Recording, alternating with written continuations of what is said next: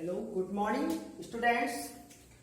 आज हम क्लास 10 में साइंस के पार्ट केमिस्ट्री में उसी के आगे करते हैं सूचक। इसके पहले पीएच वैल्यू का इंपॉर्टेंस पढ़ा था। अब हम पढ़ते हैं सूचक यानी इंडिकेटर्स। सूचक को इंग्लिश में इंडिकेटर्स कहा जाता है। सूचक से समझ में आता है सूचित करने वाले, यानी सूचक का प्रयोग जो है किसी आयतनात्मक विश्लेषण, यानी सूचक का प्रयोग आयतनात्मक विश्लेषण में किसी भी रासायनिक समीकरण पूर्ण होने में किया जाता है। यानी आयतनीय विश्लेषण में समीकरण पूर्ण हुई या नहीं हुई, इसका पता लगाने के लिए हम सूचक का प्रयोग करते हैं। तो सूचक क्या होते हैं, अब देखते हैं हम। सूचक हमारा बहुत इंपॉर्टेंट टॉपिक है। सूचक अम्ल क्षार सूचक वे पदार्थ हैं। अम्ल और क्षार इसके पहले पढ़कर आए हैं। तो अम्ल और क्षार वे पदार्थ हैं जिनका अम्लीय विलयन में एक रंग तथा क्षारीय विलयन में दूसरा रंग होता है। यानी सूचक में अम्ल क्षार ही प्रयोग किए जाते हैं, परंतु इन अम्ल क्षारों का विलयन के अनुसार, यानी विलयन अम्लीय होगा तो दूसरा रंग, विलयन क्षारीय होगा तो दूसरा रंग, उन्हें हम सूचक कहते हैं। अर्थात आप समझ सकते हो कि पीएच मान में उचित परिवर्तन के साथ इनके रंग में परिवर्तन हो जाता है। क्योंकि अम्ल और क्षार दोनों का पीएच अलग अलग होता है। पीएच मान तो हम कह सकते हैं कि पीएच मान में उचित परिवर्तन के साथ इनके रंग में परिवर्तन का होना सूचक कहलाता है, या इनके रंग में परिवर्तन हो जाता है। तो परिभाषा है हमारी, अम्ल क्षार सूचक वे पदार्थ हैं जिनका अम्लीय विलयन में एक रंग और क्षारीय विलयन में दूसरा रंग होता है, सूचक कहलाते हैं। या इसको दूसरे प्रकार से कि पीएच मान में उचित परिवर्तन के साथ इनके रंग में परिवर्तन हो जाना सूचक कहलाता है। यानी जब विलयन का माध्यम बदल जाएगा तो सूचक का रंग भी परिवर्तित हो जाएगा। यानी अम्लीय माध्यम में अलग रंग होगा और क्षारीय माध्यम में अलग रंग होगा। सूचक के उदाहरण मैथिल ऑरेंज, यानी सूचक का पहला उदाहरण आपका मैथिल ऑरेंज। मैथिल ऑरेंज क्या है? एक नारंगी रंग का रंजक है। रंजक यानी रंगने वाला, ऐसा कह सकते हो। मैथिल ऑरेंज जो है नारंगी रंग का एक रंजक है। और जब मैथिल ऑरेंज को एक बूंद को, यानी जब मैथिल ऑरेंज की एक बूंद को क्षारीय विलयन में और अम्लीय विलयन में मिलाते हैं तो ये कंडीशंस, यानी ये दशाएं प्राप्त होती हैं। देखिए, जब मैथिल ऑरेंज उदासीन अवस्था में होता है तब इसका रंग नारंगी होता है, और जब यही मैथिल ऑरेंज अम्लीय विलयन में, यानी इसकी एक बूंद मैथिल ऑरेंज की अम्लीय विलयन में मिलाई जाती है तो इसका रंग लाल आ जाता है।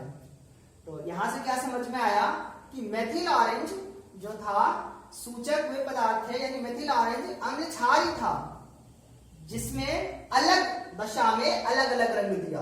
यानी उदासीन अवस्था में नारंगी रंग दिया और अम्लीय विलयन में, यानी अम्लीय माध्यम में लाल रंग दिया, सूचक कहलाता। दूसरा देखिए, मैथिल ऑरेंज क्षारीय विलयन में, जब मैथिल ऑरेंज की कुछ बूंद क्षारीय विलयन में मिलाई जाती है तो ये पीला रंग देता है, यानी उस विलयन को पीला कर देता है। इसके साथ दूसरा एग्जाम्पल्स फिनाल्फेथलीन, यानी सूचक का दूसरा एग्जाम्पल्स फिनाल्फेथलीन। फिनाल्फेथलीन क्या? एक रंगहीन पदार्थ है, यानी इसका कोई रंग नहीं होता है। फिनाल्फेथलीन का कोई रंग नहीं होता है। और जब ये परंतु ये क्या करता है? अम्लीय विलयन में कैसा होता है? रंगहीन, यानी जब फिनाल फैथलीन को अम्लीय विलयन में मिलाया जाता है तो ये विलयन को अम्लीय विलयन के रंग कोई भी हो, यानी अम्लीय विलयन जो मिलाया जा रहा था उसका कोई भी रंग हो, परंतु ये सभी विलयंस को अम्लीय जो होंगे रंगहीन कर देगा। और स्वयं भी कैसा था? रंगहीन था। यानी फिनाल फैथलीन उदासीन अवस्था में, यानी इसकी जो सामान्य अवस्था होती है उसमें ये रंगहीन ही होता है। ये वाला मेथिल ऑरेंज कैसा था? नारंगी रंग का था, परंतु फिनाल फैथलीन उदासीन यानी सामान्य अवस्था में रंगहीन ही होता है। और जब इसकी कुछ बूंदें अम्लीय विलयन में मिलाई जाती हैं तो ये विलयन को रंगहीन कर देता है। और फिनाल फैथलीन की कुछ बूंदें जब क्षारीय विलयन में मिलाई जाती हैं तो ये क्षारीय विलयन को यानी लाल कर देता है, यानी जो क्षारीय विलयन था उसमें लाल रंग देता है। तो ये था हमारा सूचक, यानी मेथिल ऑरेंज और फिनाल फैथलीन, ये हमारे सूचक हैं। तो सूचक की परिभाषा, अम्ल क्षार सूचक वे पदार्थ हैं जिनका अम्लीय विलयन में एक रंग तथा क्षारीय विलयन में दूसरा रंग होता है, सूचक कहलाते हैं, यानी इसमें इंडिकेटर्स कहलाते हैं।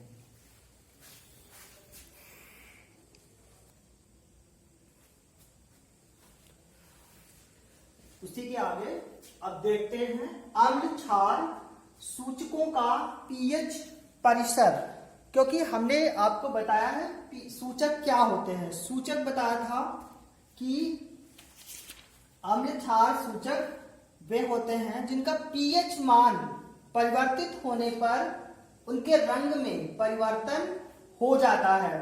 तो ये परिवर्तन होता कैसे है? वो एक निश्चित परिसर के बीच में होता है, यानी वो उस निश्चित दूरी के बीच में होता है। और उस निश्चित दूरी को हम पढ़ते हैं, समझते हैं। ये देखिए क्या है पीएच परिसर, यानी किसी अम्ल क्षार सूचक का रंग परिवर्तन एक निश्चित परिसर में होता है जिसे पीएच परिसर कहते हैं। क्योंकि अम्ल क्षार सूचक का जब रंग का परिवर्तन जो होगा वो एक निश्चित परिवर्तन जो है निश्चित परिसर में होगा, यानी उसी परिवर्तन में रंग बदलेगा। ऐसा नहीं है कि जिसमें आए उसमें बदल जाए। तो जब निश्चित परिसर होगा तब वो अपना रंग परिवर्तित करेगा। इसे हम यानी जब निश्चित रंग का परिवर्तन होगा एक निश्चित परिसर में तो उसे पीएच परिसर कहते हैं, यानी अम्ल क्षार सूचकों का पीएच परिसर कहते हैं। इस सारणी में देखो दिखाया गया है, सारणी में समझते हैं। उदाहरण आपसे पूछता है तो यहाँ पर हमने 3 उदाहरण लिए हैं, आप 3 उदाहरणों का पीएच परिसर देखिए। अम्ल क्षार सूचकों के पीएच परिसर, जिसमें आपका पहला मेथिल ऑरेंज सूचक है और इसका पीएच परिसर जो है 3.1 से 4.5 होगा जब, यानी इसका होता है इतना, ये सामान्यता होता है। और जब इससे कम होगा विलयन, यानी इस पीएच परिसर से कम पीएच वाले विलयन में रंग, यानी इस पीएच परिसर से जब किसी विलयन का रंग कम होगा तो वो लाल रंग देगा। और इसी के विपरीत मेथिल ऑरेंज जब पीएच परिसर से अधिक पीएच वाले विलयन में रंग पीला देगा, यानी इस पीएच परिसर में यानी 4.5 से अधिक का विलयन होगा तब उसका रंग पीला आएगा, और 3.1 से कम का होगा तो ये लाल रंग देगा। इसी प्रकार दूसरा लिटमस का पीएच परिसर 5.5 से 7.4 है और इसका पीएच परिसर से कम यानी 5.5 से अगर कम पीएच वाला विलयन या पीएच परिसर वाला विलयन मिलाया जाता है तो रंग लाल देगा, और 7.4 से अधिक पीएच परिसर वाला विलयन मिलाया जाएगा, यानी पीएच परिसर से अधिक पीएच वाला विलयन मिलाया गया तो रंग नीला देगा। इसी प्रकार तीसरा फिनाल फैथलीन, इसका पीएच परिसर 8 से 9.8 होता है, और जब 8 से कम पीएच परिसर वाला विलयन मिलाया जाएगा तो वो रंगहीन देगा, और अधिक मिलाया जाएगा तो फिनाल फैथलीन गुलाबी रंग देता है। तो ये था ये सूचकों का पीएच परिसर। पीएच परिसर में यानी एक निश्चित पीएच परिसर में ही वो रंग का परिवर्तन देते हैं सूचक। तो ये आपका अम्ल क्षार सूचकों का पीएच परिसर इस प्रकार था।